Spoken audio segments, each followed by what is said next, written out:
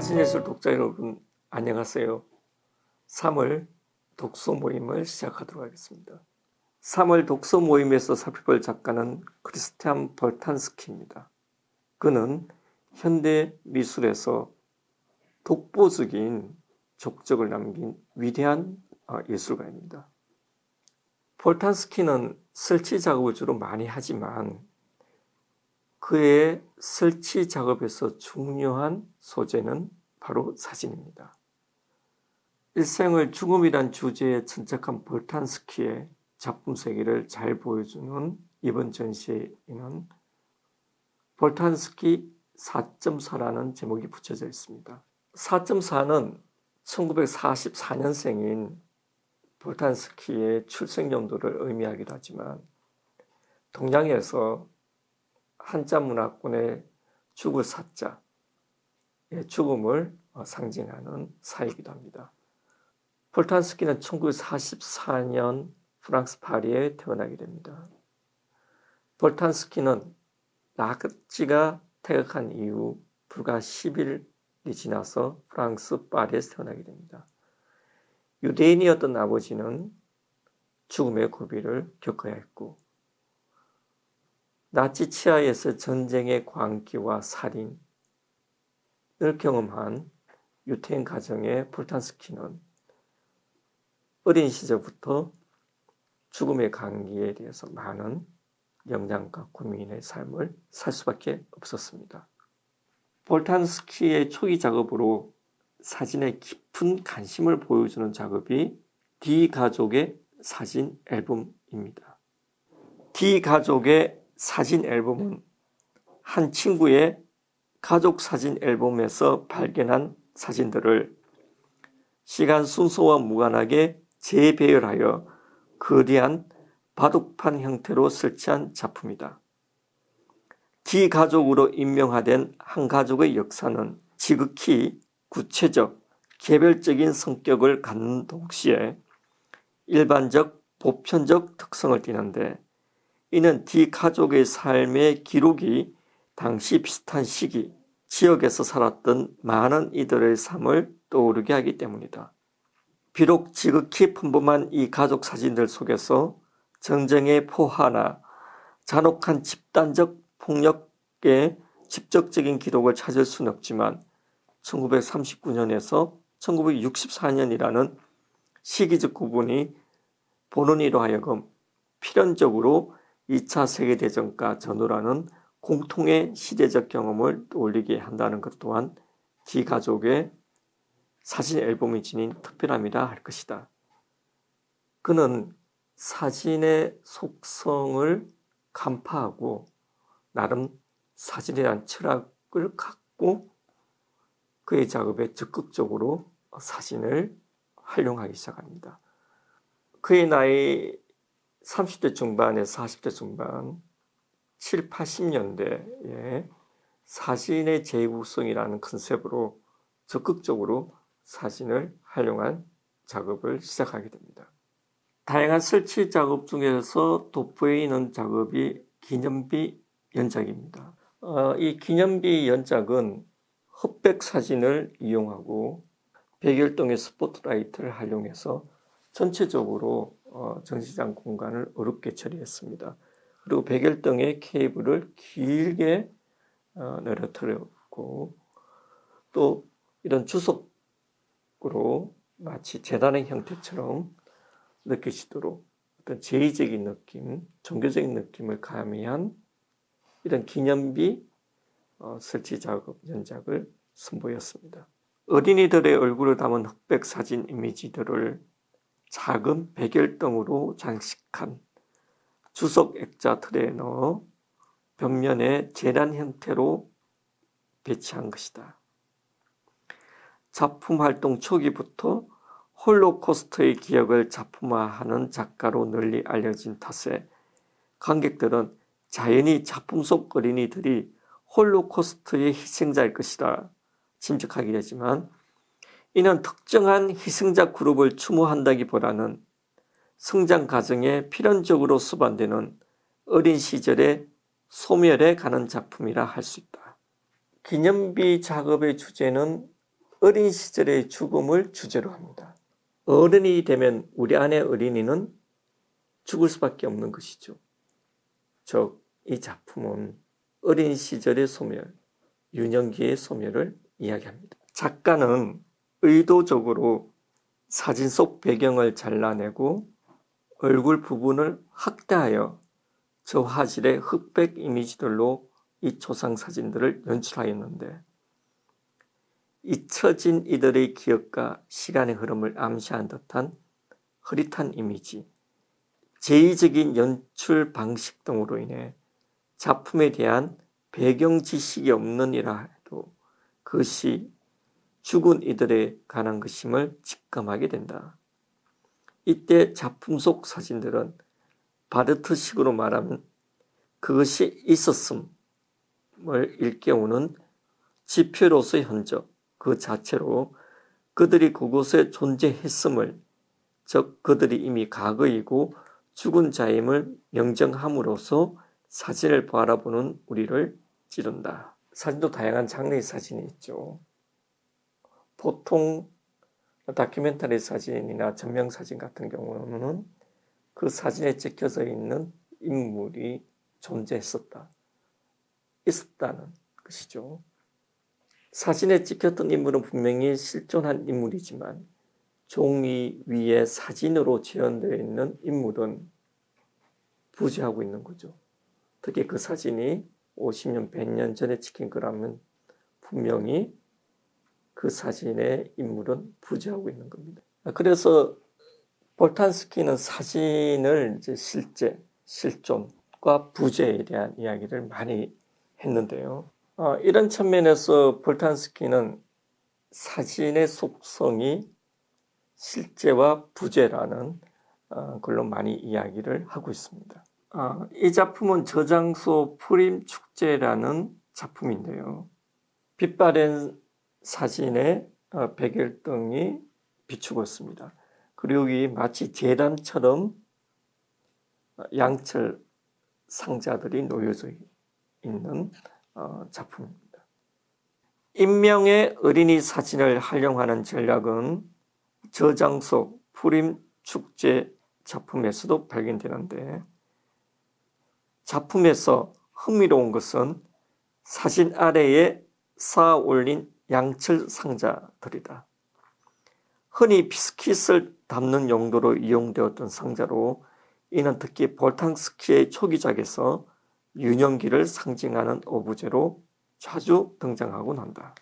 어린 시절에 장난감 따위의 소중한 물건을 비스킷 상자에 넣어 보관하곤 하는 행동을 연상시키며 망각에 저항하려는 작가의 처연한 노력을 잘 보여준다. 작품 속에서 이 상자들이 어린이 사진들을 봉헌한 재단의 자대 역할을 한다는 점 또한 인상적인데, 이를 통해 상실의 감정은 보다 강력하고 확실하게 전달된다. 이 작품은 사즈 고등학교라는 작품입니다. 사즈 고등학교는 오스트리아 비엔나에 있는 고등학교인데요. 이 사진은 31년 졸업 앨범에서 가져온 사진입니다. 볼탄스키는 앨범이라든지 신문이나 잡지에 실린 기사 사진이라든지 아마추어들이 찍은 사진을 컬렉트해서 작품의 오브제로 많이 사용했습니다. 이 사즈 고등학교 작품을 보기 위해서는 유령의 복도를 지나가야 되는데요. 유령의 복도라는 흰 천의 커튼의 그림자 형상, 세로의 그림자 형상을 투영한 곳을 지나가게, 어른거리는 커튼을 지나가게 설치 작업을 하고, 그 안쪽에 사즈 고등학교의 작품을 볼 수 있도록 구성이 되어 있습니다. 사즈 고등학교는 제의적 성격을 띠는 작가의 중요한 사진 작품 중 하나로, 이들이 강제 수용소 등에서 죽음을 맞이했는지 여부는 알 수 없다. 다만 사진이 촬영된 연도로 미루어 짐작했을 때 그들 중 많은 이가 홀로코스트로 사망한 600만 명의 유대인 가운데 포함되었을 것이라는 것, 그리고 당시 살아남았던 이들 또한 현재 대부분 사망했을 것임을 추측해 볼 수 있다. 볼탄스키에 대해서 많은 비평가와 감상자들은 그가 유대인이기 때문에 그의 작품을 홀로코스트와 연계해서 많이 이야기를 하지만, 실제 볼탄스키는 그의 작품을 홀로코스트에 제한해서 해석하는 걸 거부했습니다. 작가는 특정한 사건 자체보다는 보다 본질적인 의미에서의 죽음과 소멸, 그리고 그것이 초래하는 망각에 대해 숙고할 것을 요청하였다. 볼탄스키의 작품을 이해하는 데서 가장 중요한 요소는 바로 사진입니다. 그는 1969년부터 작품에 사진을 적극적으로 도입하였습니다. 사진은 강력하고 풍부한 작업 소재를 제공하였는데요. 그는 대사회학자인 피에르 브로디에의 사진의 사회적 기능에 대한 에세이에 많은 영향을 받았고, 사회과학적인 사진을 수용하고자 하였습니다. 구조주의적 마인드로 사회과학에 관심을 많이 두었던 것이죠. 그래서 그는 컬렉터에게 팔려나가는 작품보다는 미술관에서 작품으로 보여주기를 원했고, 주변에 버려진 공간이나 기차역 같은 데서 전시를 함으로써 대중과 대화하고 소통하고자 했던 작가였습니다. 그는 사진 앨범에서 혹은 졸업 앨범에서 사진을 복사해서 쓰기도 하고, 신문이나 잡지에 나온 기사 사진을 활용하기로 했죠. 그래서 그는 자신을 예술가라기보다 재활용가라는 말을 하기로 했습니다. 많은 사람들이 볼탄스키가 직접 사진을 찍지 않았다고 생각하는데, 실제 볼탄스키는 사진 작업도 했고 또 전시를 하기로 했습니다. 다만 그의 대표작들이 그가 직접 찍은 작품이 아닌 것이죠. 볼탄스키는 이렇게 대형 이미지로 이렇게 전시를 하기로 했는데요. 그 이후 사진 모음은 높이 2m가 넘는 거대한 프레임에 사진을 넣어 전시하기도 했다. 이 작품은 이 헝겊에다가 이미지를 프린터해서 천장에 매달아 놓고, 이 얇은 천이기 때문에 그 바람에 쉽게 흔들흔들 거리게 그렇게 구성을 했죠.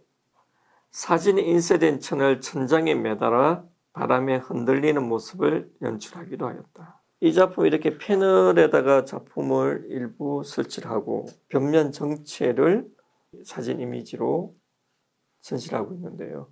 전체적으로 상당히 어두운 톤으로 되어 있습니다. 어린 시절의 일상적인 순간들을 담은 사진을 모아 총 6개의 넓은 패널에 설치한 어린 시절의 기억 앞에 서면 누구나 아련한 추억에 잠기게 된다. 이 작품의 원제목은 컨택트 시트인데 한국에서는 접촉으로 번역이 되어 있습니다. 컨택트 시트는 사진 전문 용어로는 이제 밀착지라고 말하죠. 밀착지를 이 프레임 속에서 보여주는데 주제나 소재의 구분 없이 무작위로 이렇게 보여주는 작품이 있습니다.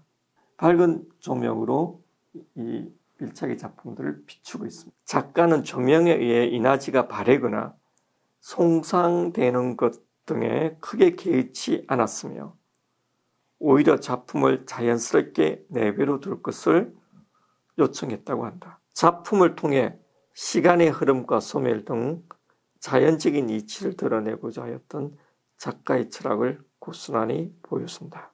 이 작품은 잠재의식이라는 작품인데요. 거대한 영상을 이렇게 비추어서 보여주고 있습니다. 이 영상 작업은 평화로운 풍경 이미지, 동물 이미지를 쭉 보여주다가 언뜻